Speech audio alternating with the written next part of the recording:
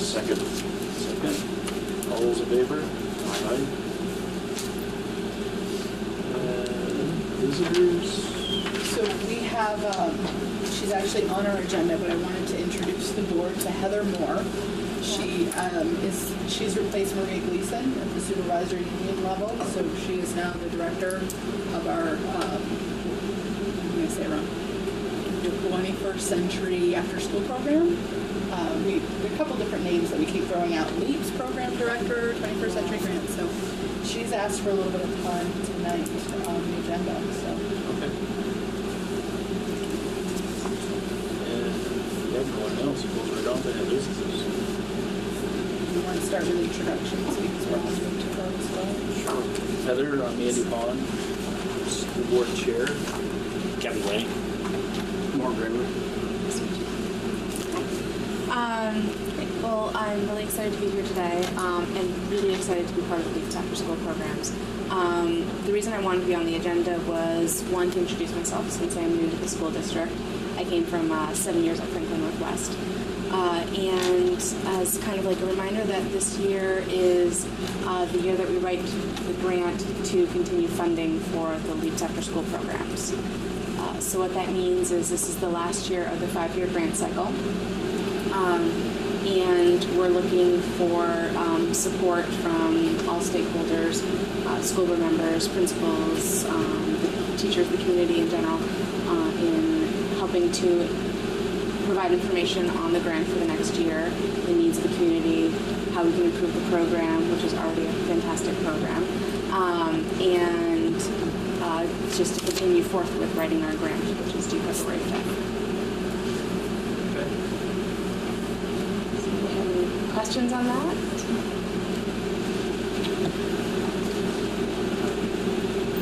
I don't know. Well, a couple of focuses that we have for this grant cycle is kind of a suggestion from the state level to expand our program from 28 weeks to 32 weeks during the school year, so a 4-week addition to the programs. And also to see what we can do about bringing in a summer program to the Richford community. The Notch program is a really fantastic half-day program that this youth can participate in Monday through Friday. Berkshire, what they do is they have the kids from the 12:30 until 5 o'clock. That's kind of how they do their summer program, so they don't have a full day programming. The LEAPS program is just a half day because they partner with the Notch, and that's a possible way that we, should the community decide that to have a program, a summer program here, that's a model that we can follow. So this is a really, I know that the after-school program is something in all 5 of our towns that families and school community members have really come to value. It's something that we have a really high percentage of our kids who are participating in these after-school programs, and this is a competitive grant cycle. So we've already received this grant twice. So we had our first 5 years, we rewrote, we got it again, we were selected again. So we were going through this process. There's money for 21st Century After School programs, but what we know that not everyone who applies will receive the grant. So we have to be really strategic and really diligent about making our grant application really stand out, because it would be a huge loss for any of our towns to lose that funding. How much? How much funding? Do you have that? It's about $350,000 a year across the SU. How much? 350,000. Divided by 5 for Right. Yeah. proportion equally. Yeah. So this is something each of our communities has begun contributing something to the after-school program.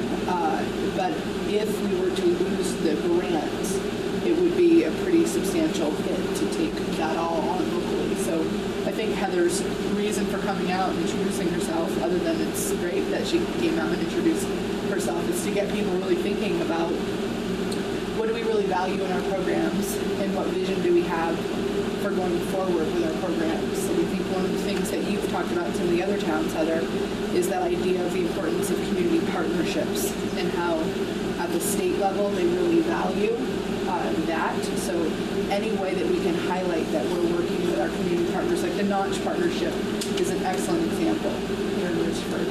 And that might be a great way for us to write for a summer program if we could talk through how that Notch partnership would be emphasized. Yeah, for sure. And as board members and therefore stakeholders in the Leaps After School program, a way that I could ask you to contribute is maybe some more ideas on some partnerships. The Notch is already here, it's established. I've already met with a couple of people from the Notch about the Leaps program. They're really excited about the idea of expanding to a Richford program so that the Richford students could have programming all day long, 5, maybe even 6 weeks out of the summer. The Notch program is 6 weeks, so it could be something that mirrors with the Notch program. Help generate some ideas of some other partnerships that I can reach out to and see how we can bring in some more STEM activities into the after-school programming, or some activities that we could do with students over the summer, and such thing like that you're hearing that the community would really like to see provided in school.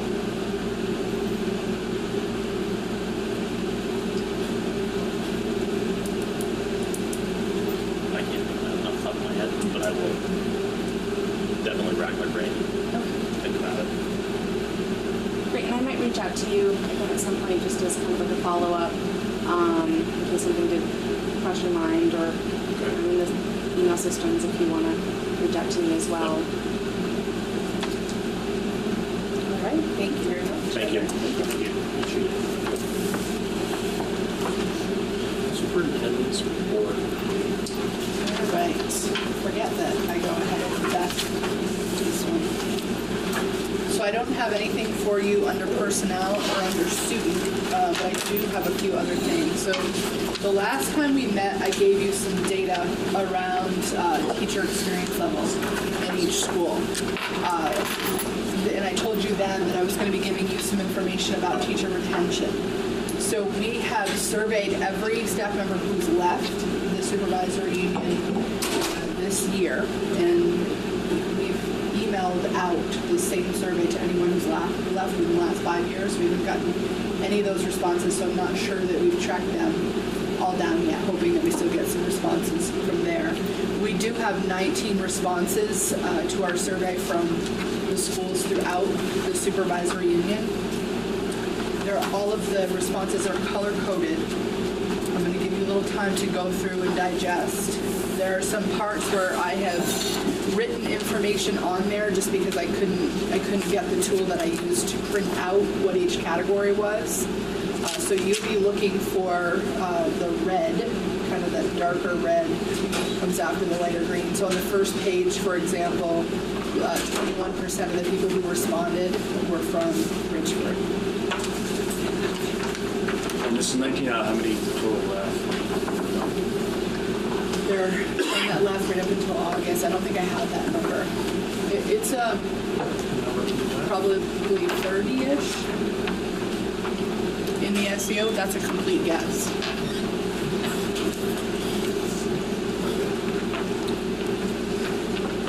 So we tried to get at what are some of the reasons teachers are not staying in the supervisory union.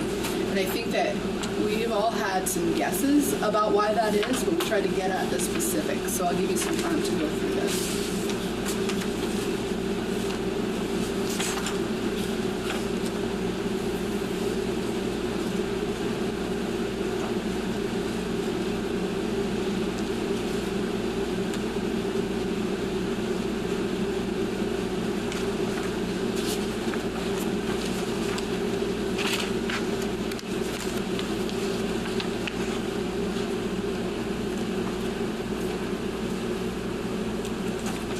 We then tried to get at if compensation was part of the reason why people left. That next pie chart indicates if they left for more money or less money, what was the amount of money that they left for, and we did it kind of in $2,500 increments to give you a sense there.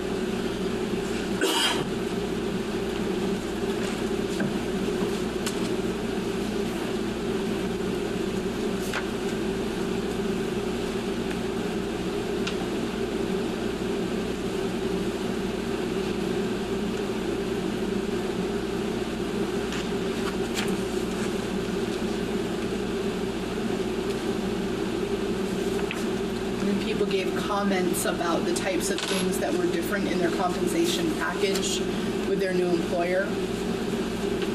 We also asked for information about how well supported they felt when they were working in our supervisory union, especially when they were a new teacher, because Morgan shared some data with me. I should have printed that.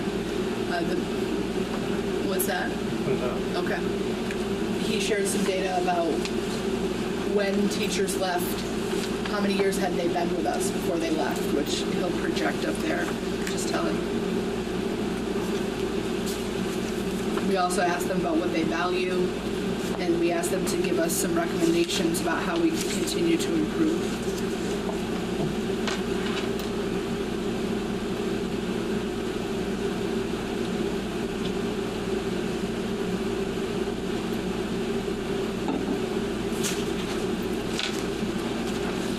There were 2 places on the survey where I redacted information.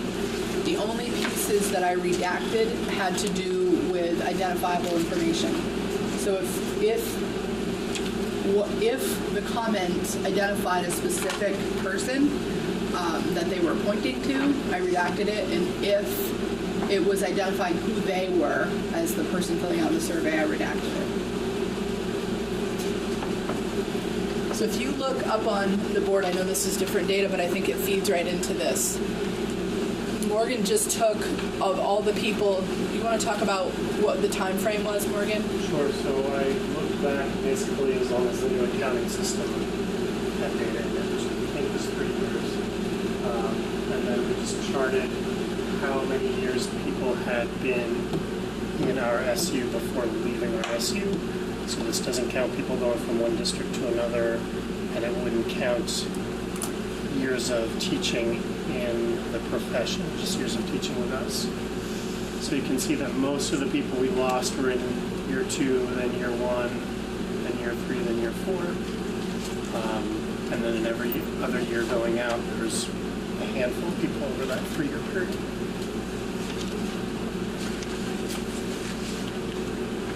It's pretty glaringly obvious who we're losing. Teachers looking for more money.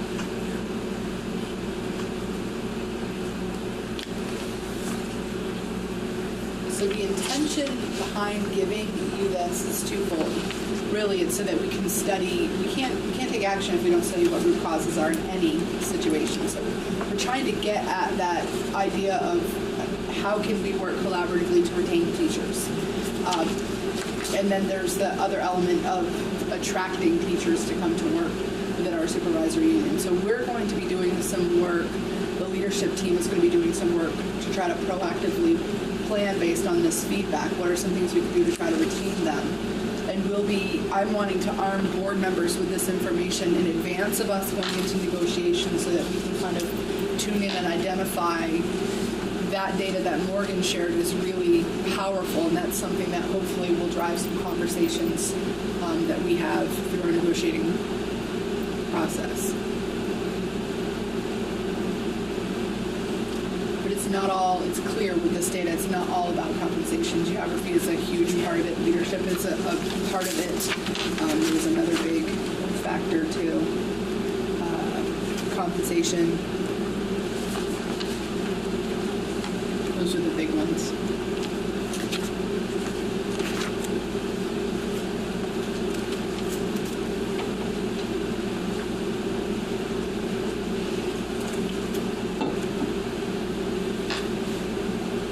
This is from the last 4 years or 5 years? So if you look on the second page, this one that's primarily blue, my intention was to get 5 years worth of data, but we haven't gotten any data back from the people who left before this year. I was just wondering with the leadership, the leadership's changed obviously since then. Yeah. So is that just old information that really isn't true anymore?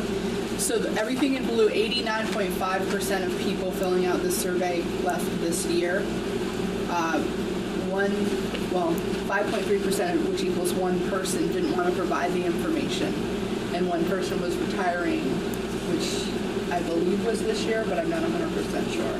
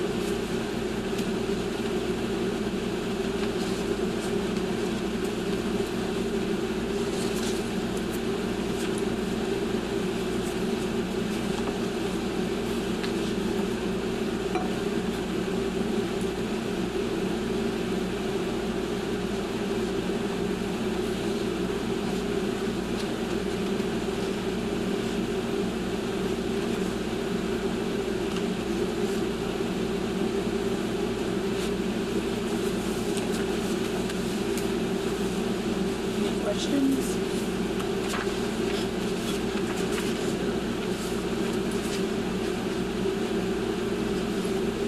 There's definitely differences of opinion here.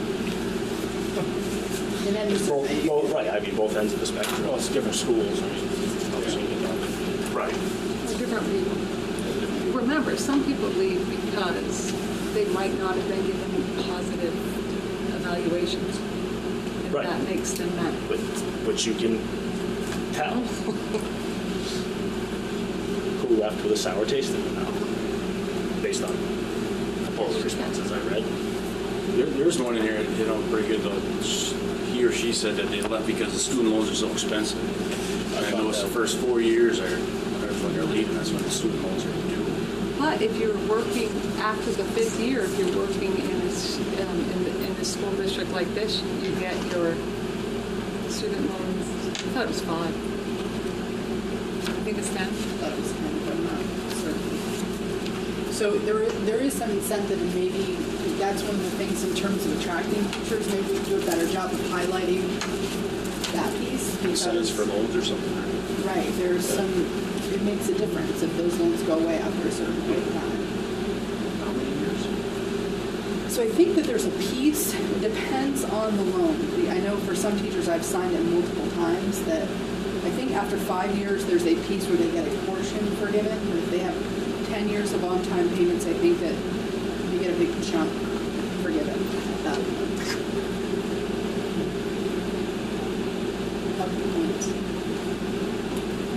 I missed it. How big of a group did you go after? Like, what was the numbers that you thought? Like, did you have an idea of how many you might have in this pool? That did the responses? Or how many were, no, that you were, how did you go out after them? How did you? If they like, resigned, Oh. if they left. But did you have a number that you started with? Like, of how many you would put the survey out to? I didn't. I No. literally gave. I Lot. did this back in March, I want to say, and I gave it to my HR person, and I said, if people are not returning, make sure they get this survey.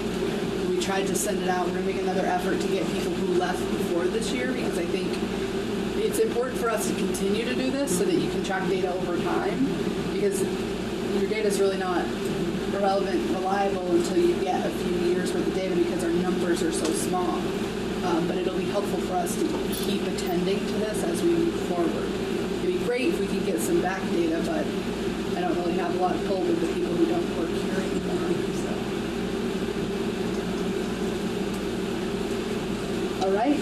Okay, if I move on. All right. So you have your fall conference for the Vermont School Boards Association and Vermont Superintendents Association coming up in the middle of October on the 18th and 19th at Lake Maury. So I don't know if you guys saw the conference overview that I sent to you. Anybody take a look at that? Pass that around. So there's a link on your VSBA site. You can go on and you can take a look at all the conference materials and the registration information. So this is an annual conference. I've gone twice. This will be my 3rd time, and it's a really good conference. So you do have in your budget training money to send board members to these trainings. And if you're thinking of doing one, I think this is a powerful one to go to. So if you have an interest in going, I would ask you, I have it in my board notes, just contact Doreen and let her know, and she'll get you registered in range for your room, because it's Lake Maury's pretty far. So it would be one overnight for that conference. So is there anybody that knows they're interested in going, or is thinking they might be interested in going? I'll look at it in the calendar. Okay. Where is it? Fairly. Oh, southern. It's like near. Eastern. 2.5? South of St. John's, right on. Down 91. Yeah. Like way down 91. Yeah, I think it's like 2.5 hours. So there is at least one other board member from the SU who will be attending. So I'll be there for the first day, but I will not be there for the second day, because that's our in-service here. So I'll be coming back for that. So at that conference, it's the annual Vermont School Boards Association annual meeting. So this board needs to attend to, if Mandy can't go, who do you want to give your proxy to? Because there are resolutions that we're going to attend to next. We're going to project them for us, and we get a vote on behalf of the Richford board at that VSBA meeting. So I have a little sheet. I'm keeping track of how each board wants to vote on each of these resolutions. So we're going to go through the resolutions. They were attached to the meeting minutes, but I attached a lot of stuff this month, so I'm not expecting any of you read them. So I'm going to have Morgan project them. There are 17 resolutions. You're going to see what the wording, the language of each resolution is, and just so you know, you have a VSBA board of directors. The VSBA board of directors has gone through each of these resolutions, and they've given boards what their recommendation is. So if you look at the first resolution, for example, came from Burlington School District, it identifies all the elements of the resolution, and the VSBA board of directors, of which are Bakersfield's Jean Marie Clark is one of the board of directors, their recommendation is that you pass that one. So this is the process we're going to go through. There are 4 of you here, so at least 3 of you have to say pass or don't pass. We need to have some sort of a majority rule here. So we'll go through. If you want to just read the first resolution. Whereas and whereas, or do you just like the resolution? I think maybe just the resolution. It's really just asking the General Assembly to give us reasonable time and to not pass cost containment legislation after we've adopted, after budgets have been approved by our voters. Nice.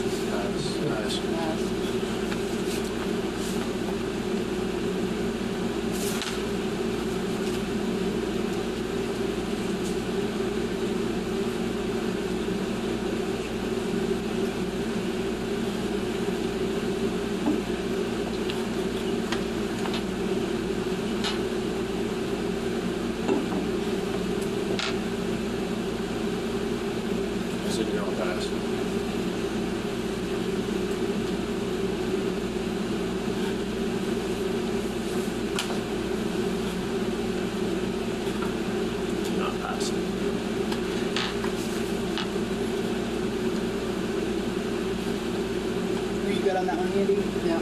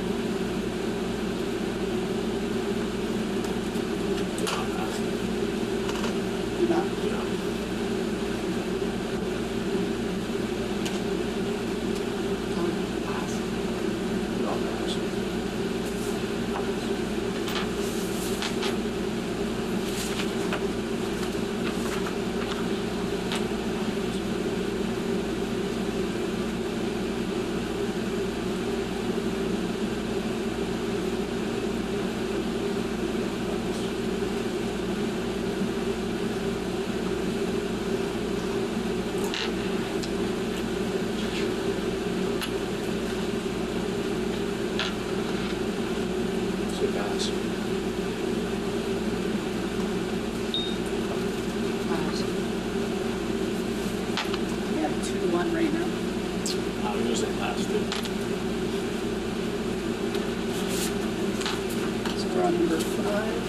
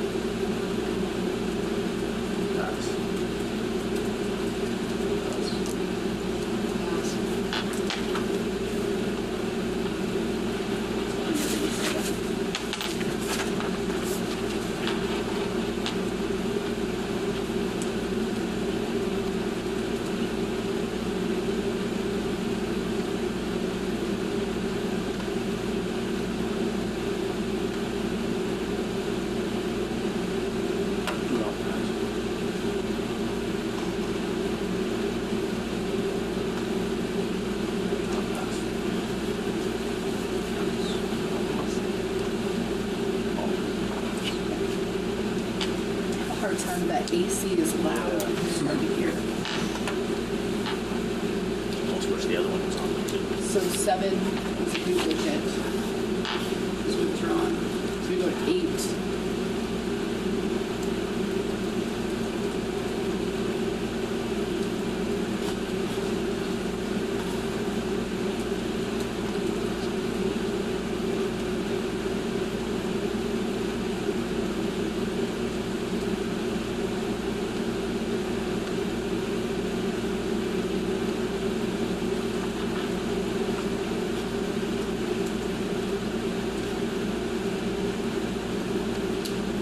Not passed.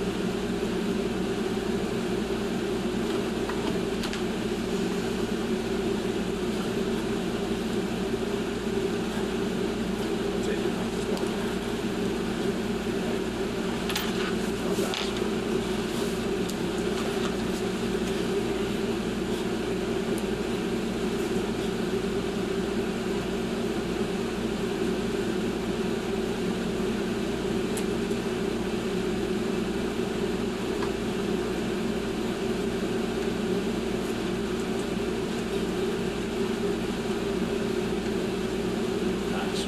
Pass. Pass.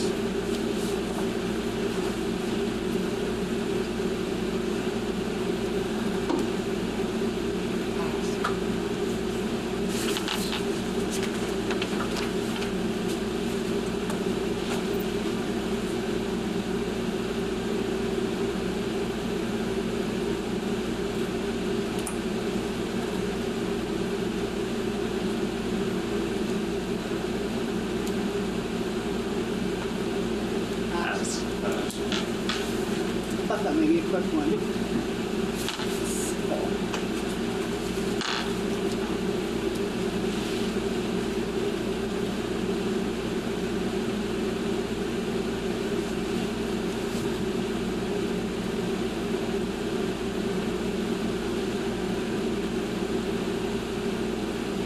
No, pass.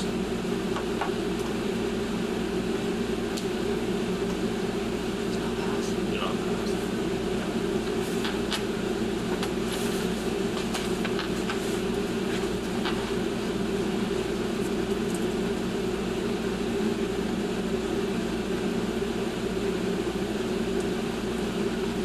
No, that was 13.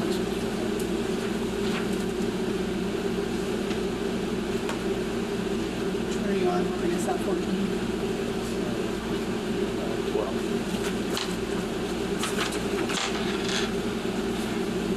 Not passed.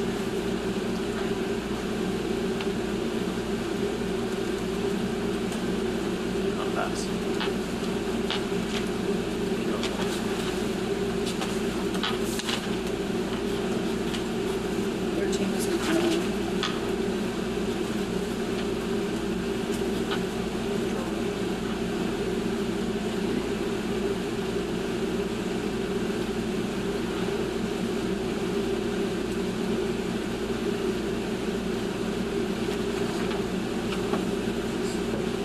This is the one that kind of goes on to the next page.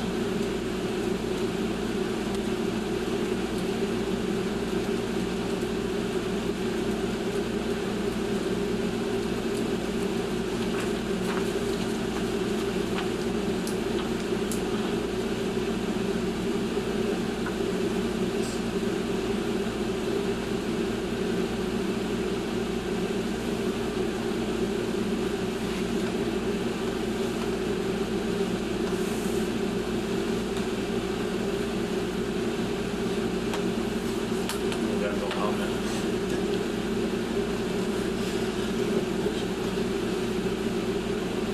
Had you in the first part.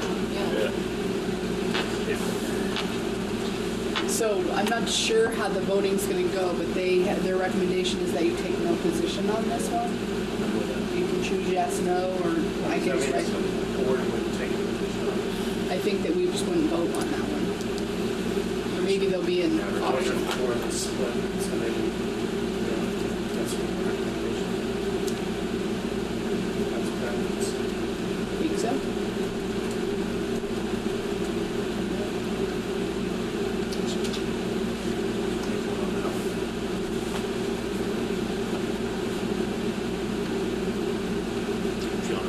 last sentence, we can have a discussion about it. I thought that last one might get you. Yeah, that's a no-win. That's a no-win question. It really is. It's, don't know. Right.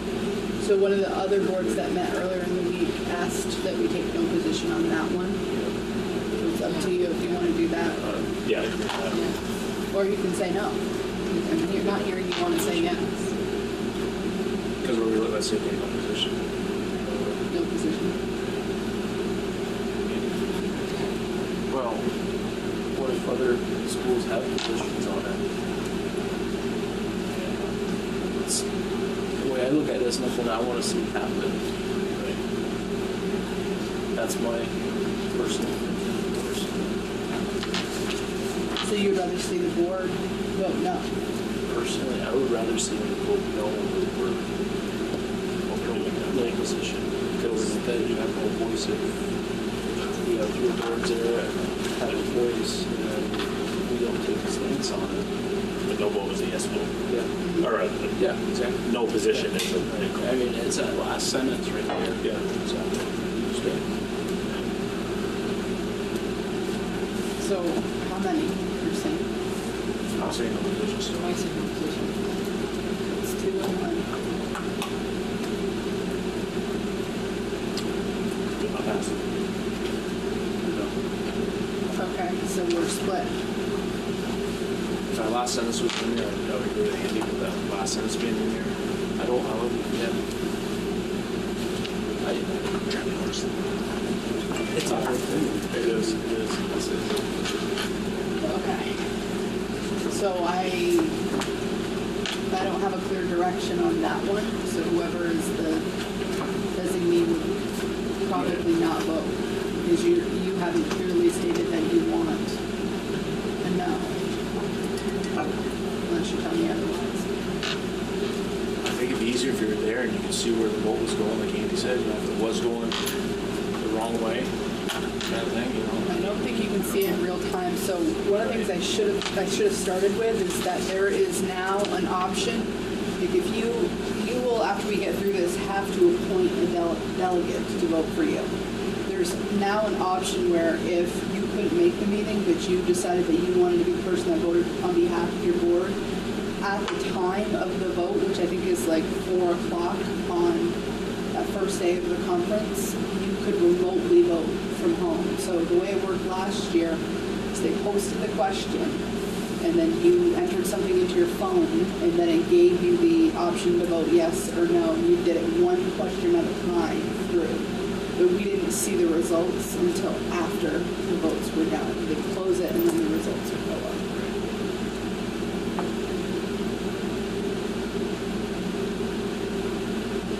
For that one, it's a little different than the others. The way I've read it, Morgan might have a different take, but they're commending our governor and the Vermont legislature. This one is pointing towards the U.S. Congress. So it would be about sending a message to the U.S. Congress on behalf of the Vermont School Boards Association. That's the intention behind this resolution.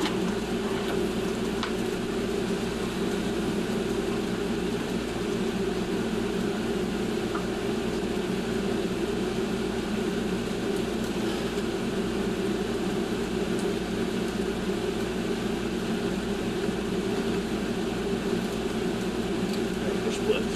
Be blank. So it's fine.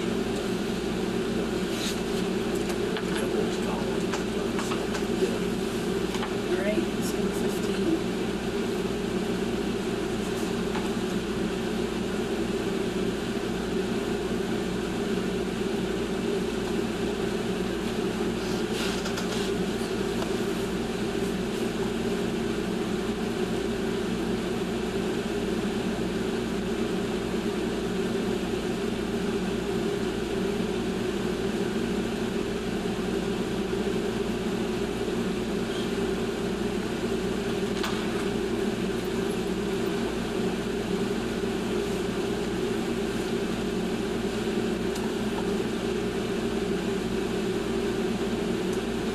Say pass.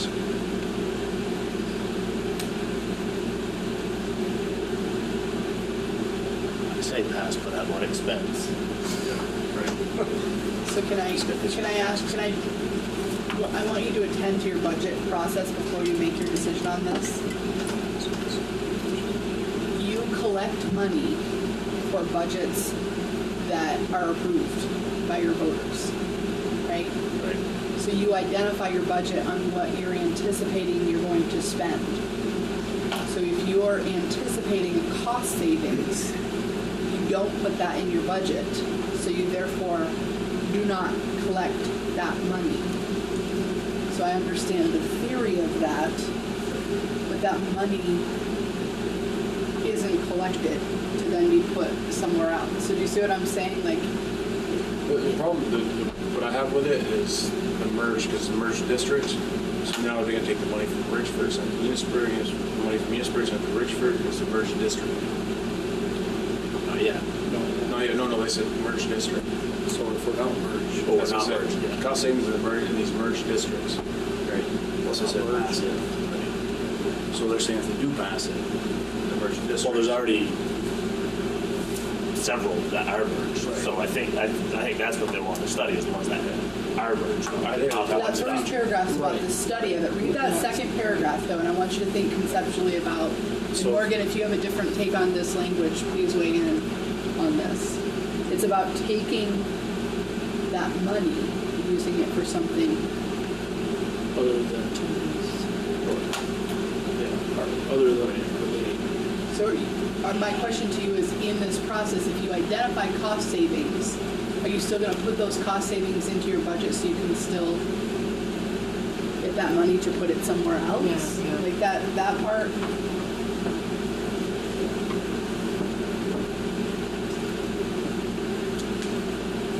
what do we have? We initially said pass. You can More still, things. you might read this totally different than I do. I attended to that line. Right. Kind of looking at the future on that one. You read it differently? What they're saying is they want the savings to be studied, and they don't want the legislature to be capturing that savings to fund new legislation. The issue I would have with that is that we're asking the agency there to do another study, and they don't have the manpower to do it. That's why I said, when I said pass, but at what cost? What is the cost of a study? Is that cost savings that they, Additional, yeah. that's right, additional. are they really going to save any money in the long run? So do you read the part though, or are you tuning into the part about reducing taxes statewide? Like using Because that automatically, you don't spend money that you don't need to. It's going to go certain places. So maybe I've read that incorrectly.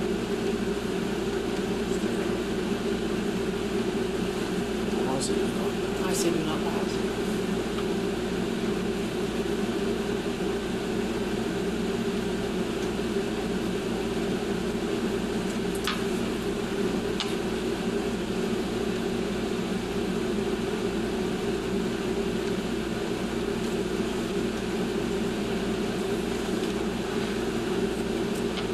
That's what,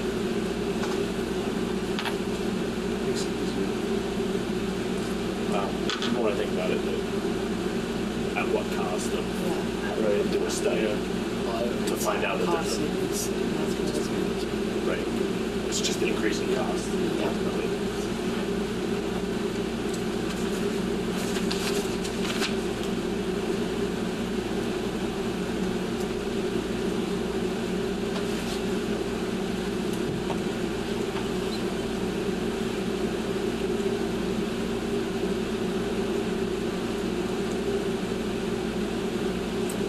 With this one, if you go up to the top, Morgan, I think it'll help them to understand. We struggled with this a little the other night. The second whereas.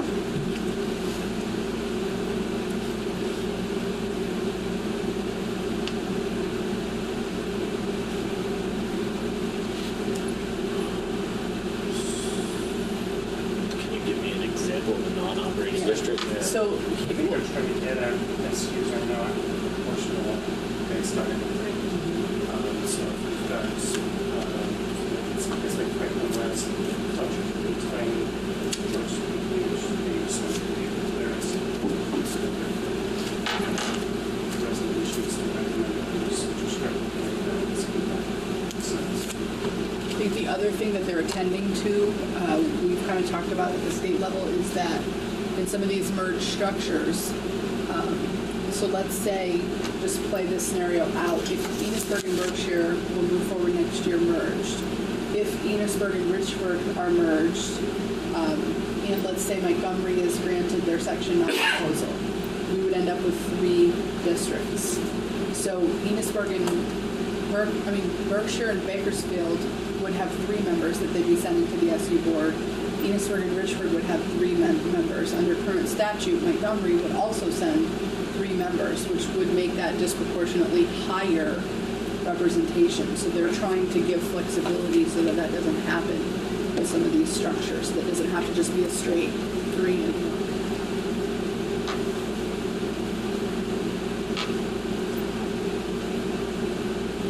Pass.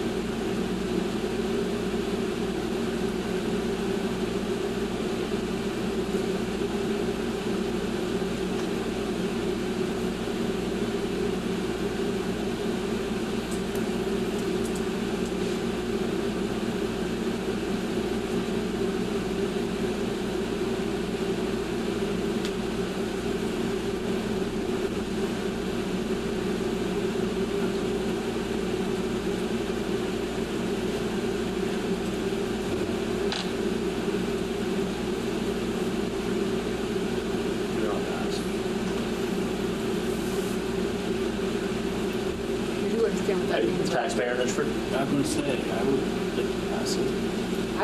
I would think you'd want to pass that. I'd say pass. Because what it's saying is that Richford is going to get relief from acquiring Enosburg's debt if they merge us. That's what they're advocating for. So if we have 0, That's the way I read it. 2 million, it's kind of sounds like the other. That's the way I read it. That's what they're saying, That's right? right. That's the way I'm reading it, is that. So if they force merge us, And allow you to devise a mechanism. You'd say what that would be. Right. But any relief is better than no relief. Right.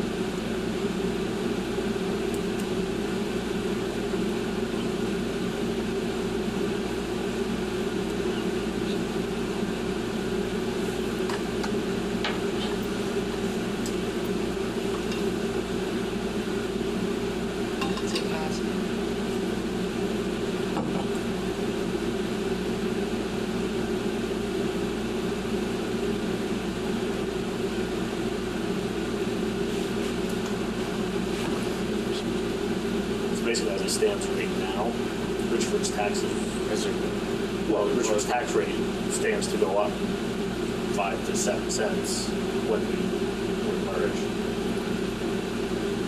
Correct, Maureen? Somewhere's in that ballpark. Yeah, I don't know the number, but If all things had remained the same. No, The 2 years before, it would have gone down. So who knows where we'll land, sorry. but if we would want to, in my eyes, we would not want to pass this if we had the debt. You know, Right. It's in our favor to pass it. Right, Enosburg should be saying do not pass because Yes. they're going to now spread that burden out amongst another however many taxpayers.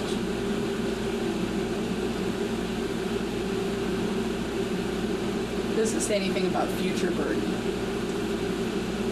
It's only existing at the merge. Future burden, once you're merged, would be a You're all one decision. anyway. You're all Yes. one anyway. Right.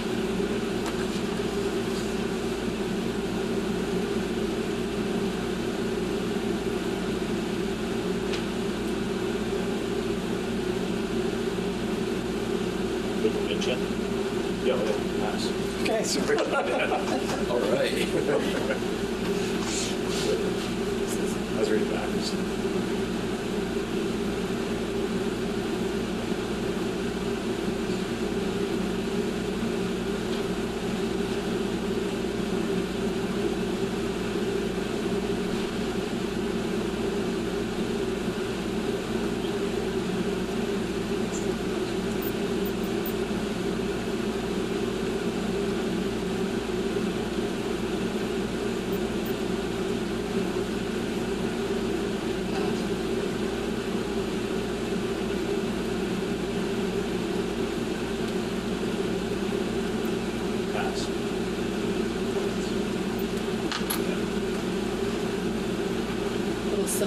task force is working. So this came out of the VSBA committee.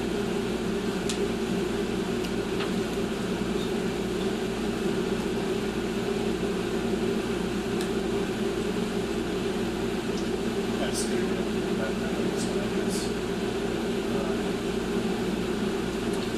so under Act 11,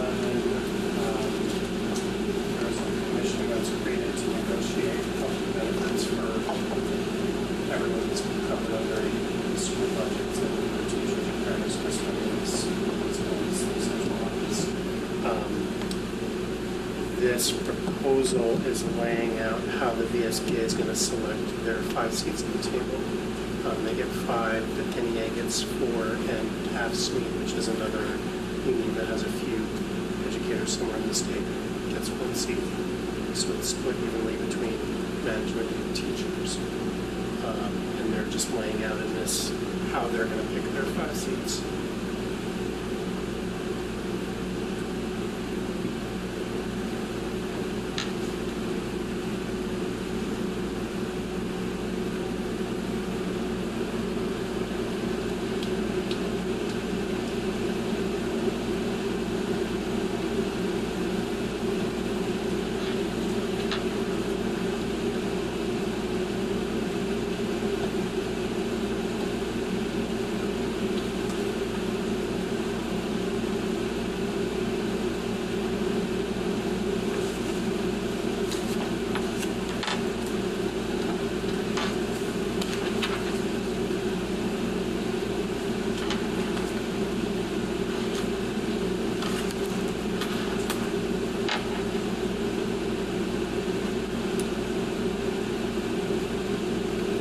Is that more?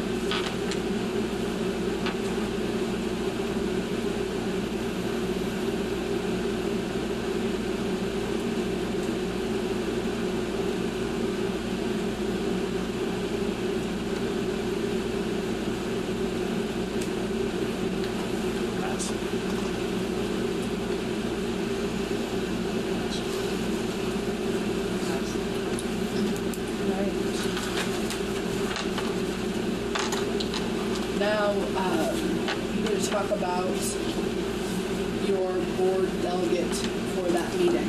If Mandy is able to go, I would assume that you would want Mandy to be your delegate. I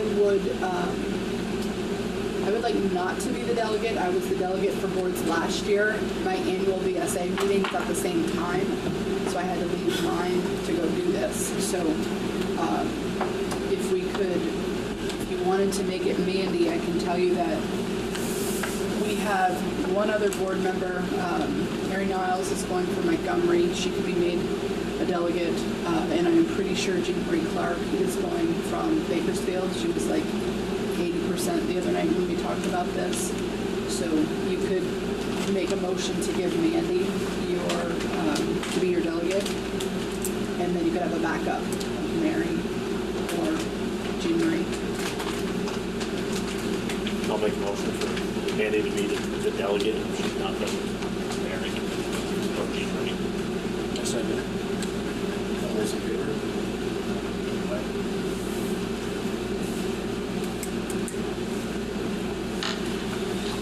And then Morgan has some paperwork because there are other annual meetings that happen in the morning of day 2.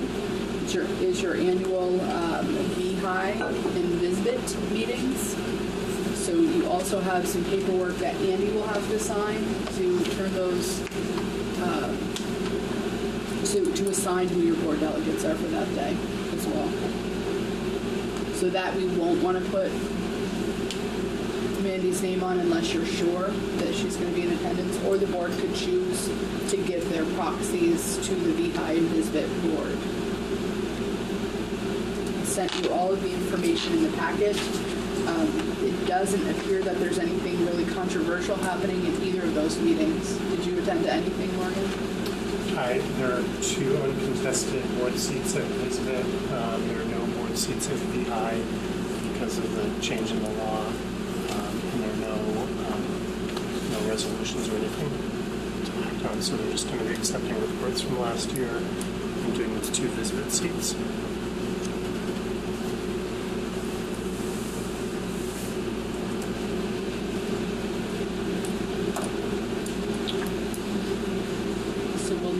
You'll have to give us direction on Right. that. Well, when is your next meeting? Let me just see. Is it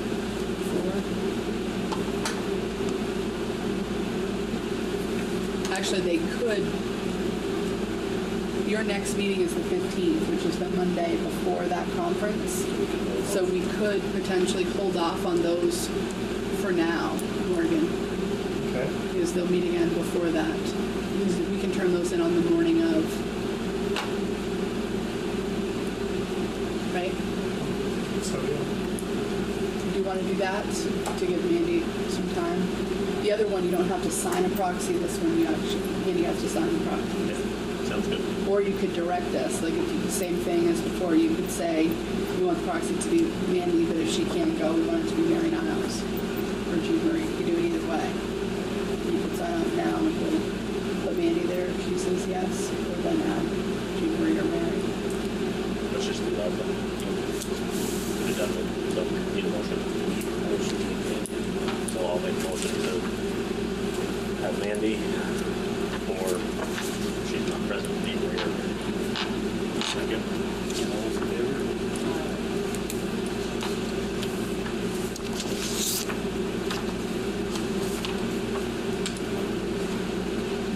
Okay, so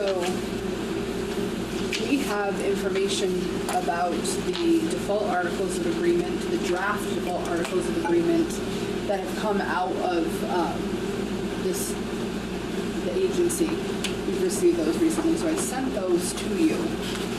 There was information about board seats, because remember we had that concern about if this happens and Enosburg and Richford are merged, how do we actually get an acting board in place so they can start working on budget and making decisions?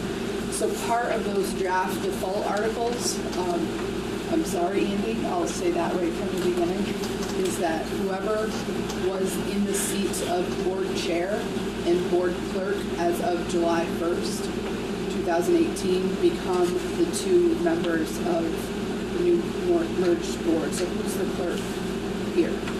So it would be Andy and Mort who would become members of the new merged board.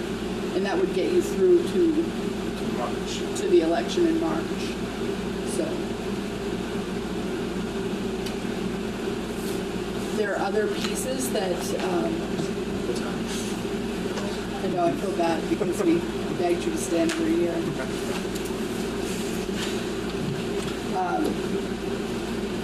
So I don't know how much more we need to get into in terms of the articles. The new merged board would be looking at, are you happy to live with these draft articles, or are there other articles? You could tune back into the original articles that were written, or somewhere in between, but you would have 60 days to either adopt your own articles, so the 2 people from Richford and the 2 people from Enosburg, or we would go with these, and then you would have an election at the March meeting for your new board members. Is there anything else you want to add? Any other things they I should don't have think so. They will be, Board of Ed will be reviewing those draft articles at their meeting on Friday. So there could be some changes coming out at that point. I don't know if they're planning on approving them then or their next meeting. I don't think they've had any real meeting time to discuss them yet. I think it's soon though. So they have Friday, and then I think they have 2 work sessions also coming up because they have to consider those Section 9 proposals. So we had thought, what I put in my notes about board reorganization, this was new for us today, this part about the July 1, 2018. So that's kind of a moot point there. So I just wanted to, I'm not going to go deeply into the last piece, but I'm going to get much clearer about our timeline for both Enosburg and Richford high schools for the public high school choice system that we have. So we'll have to do some work at our February meeting to identify the number of students that you're okay with allowing in and the number of students that you're okay with allowing out, meeting what those minimums are at the state level. We'll identify what the process will be for receiving those applications. And then we will talk about what the deadlines are once those applications are in and how that process works. So I'm going to be trying to do a little bit of policy work around this to make it clearer. It may end up being a small P policy procedure, but I want to make sure that we're fully in line with what the expectations are for the state. So more to come on that, and that's all I have for you.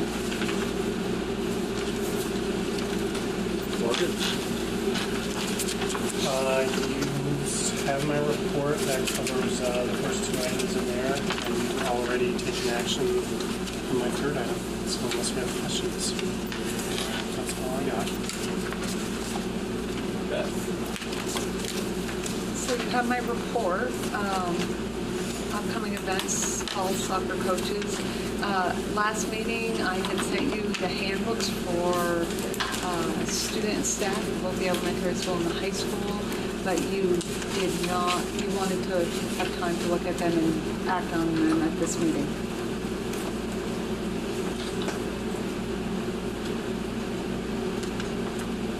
Now they're ready. Except for the elementary school one that there was a picture posted on Facebook of snot days. Oh yes, we fixed it. It was a typo, not snow We days. heard that a few people got a chuckle out of that one. Yeah, Snot days. Besides that. Could have been worse. we fixed it. Didn't show up in spell check. It's really a word. That's not what we meant though. So do we need a motion? We need a motion to approve that. Motion to approve it. Second. All those in favor? I also sent you a link to the continuous improvement plan for you to review. What that plan is, the AOE requires one plan now. It's a continuous improvement plan, and they have some pretty strict guidelines. They did not used to look like that. I think they're much more unreadable than they used to be, a little unwieldy. But Emily Kimball, myself, and Lori McGraw worked on those, and we had a few areas that we worked on to increase the number of minutes of math and ELA instruction to be between 90 and 120 in grades K through 12, and we have done that. K readiness was a big push in our plan because we feel that early intervention is the key. Tier 2 intervention, which means summer and time outside the school day in addition to time during the day, was a topic of like a priority topic for us. Personalization in a couple of ways to increase the number of students taking concurrent and dual enrollment courses, and that we would have 100% of our students in grades 6 through 12 with a PLP. We're working on that. And restorative practices was our, and I've given you a little bit of information about restorative practices. I thought it was a program when I first looked into it. It's really like a compilation of a bunch of ideals, and it really is thinking about behavior as something that's a learning process for kids, just like reading and writing, and it's not all about consequences, and it really never has been for me. It's really about learning. And so we had a full day of in-service for all professional and para educators, 3 days of follow-up, and I contracted with someone to offer a class, so we have like 11 people taking a 3-credit class, and those people will be like part of the implementation team here. And we're using some consolidated federal grant money for that, for pre-K through 12. And Alyssa Valander is hired through that money to increase counseling and restorative practices for kids. And high-quality staffing through professional learning and coaching is also a priority. But those are our main priorities. So in years past, we used to have to write what was called an action plan. And this is kind of replaced the action plan. And the priorities are aligned. We have SU priorities as well as school level priorities. So our categories are the same, but some of the different goals that were selected are a little bit different from school to school. So we'll be getting, because of the way we've identified the work in our plan, we'll be getting some data back from the agency throughout the year that'll be centered on those particular topics like personalization and academic proficiency, things like that. So we talked about this back in August when we were talking about the work of the Leadership Institute and some of the work that happened at JP with Beth's leadership team. And they were able to come up and really look at that study and talk about what those priorities are. So I'm glad she was able to share the school level priorities with you. And I do want to say that hers is unique because she's looking at this. I know that the people that helped her to look at this were looking at this on a continuum of K through 12 rather than 2 separate plans for the 2 different schools.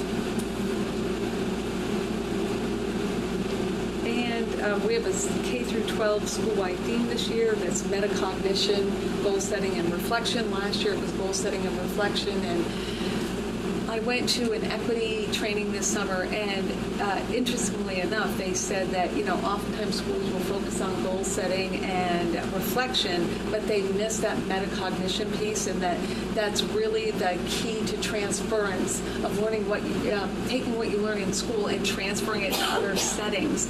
And that really resonated with me. And so the one day of in-service, I really talked to people about metacognition and setting up a metacognitive classroom, and teaching kids about their thinking is probably as important or more important than the content you're actually teaching.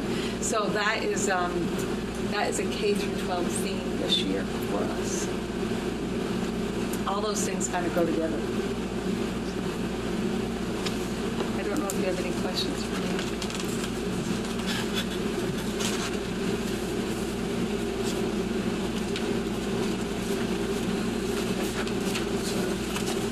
That's all. Kind of, we're going to touch on it tomorrow night because Penny put it on the agenda. Bus routes. I've had a couple people question me about their kids being on the bus for. So just to provide a little background for the people who don't know, Robert St. Pierre is on medical leave, and they called us and told us that the kids who live on Richford Slide were now going to be picked up by Karen Paul, another bus driver who lives up there, which means they are now the first on and the last off. So they called it. They didn't ask our input. They just called and told us they were doing that. So then, you don't know this part, they called Trish at the elementary school the next day and said, nope, they're just making it a permanent change. Who's there? So the bus company. So I called them back and I told them that I had some really grave concerns about that, and that I had concerns about it being a short-term solution, but I really didn't think it could be a long-term solution.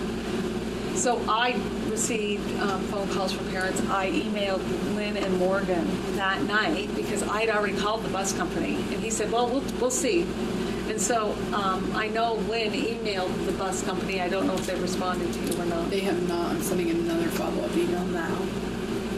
So it's not, I think that the intention in the beginning, which I think we can all understand, if you have to have a solution in limited resources that they have in terms of the drivers that they have, short term is one thing, but the talk about it becoming permanent, I can see why parents would be concerned concern. So we're working on it from our end. We're trying to work through the bus company so that it's not a permanent solution. Wally Steenhauer had a really good suggestion. I thought he said, what if Karen Paul just drove Robert's route? Because right now she's driving John Stoddard's route. I think both of these people are on medical leave. And would it make sense just because those kids are getting on the beginning of John Stoddard's route and getting off at the end of John Stoddard's route, not at the beginning of Robert's route and the end of Robert's route. So they're getting picked up at their house, going to the other end of town, doing the whole route, and they're saying that those kids are on the bus an hour and a half in the morning and an hour and a half at night. I think it was an hour and 40-something minutes in the afternoon. Yeah. And winter times would be longer than that. Yeah. And I don't know how long Robert's leave is for, but it definitely, I don't think, could be a long-term solution.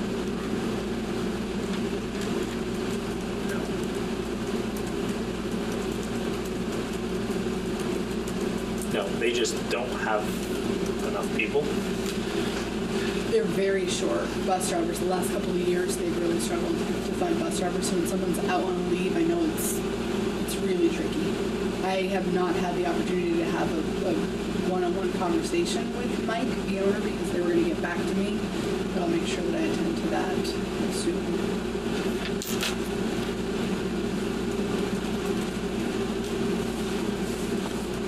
Sending it.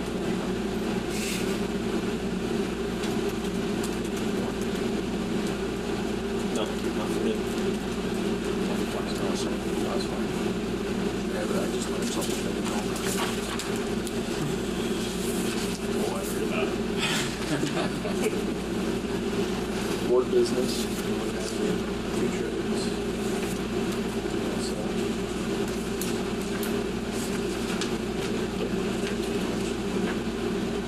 I'll make a motion to adjourn. That's like, All in favor?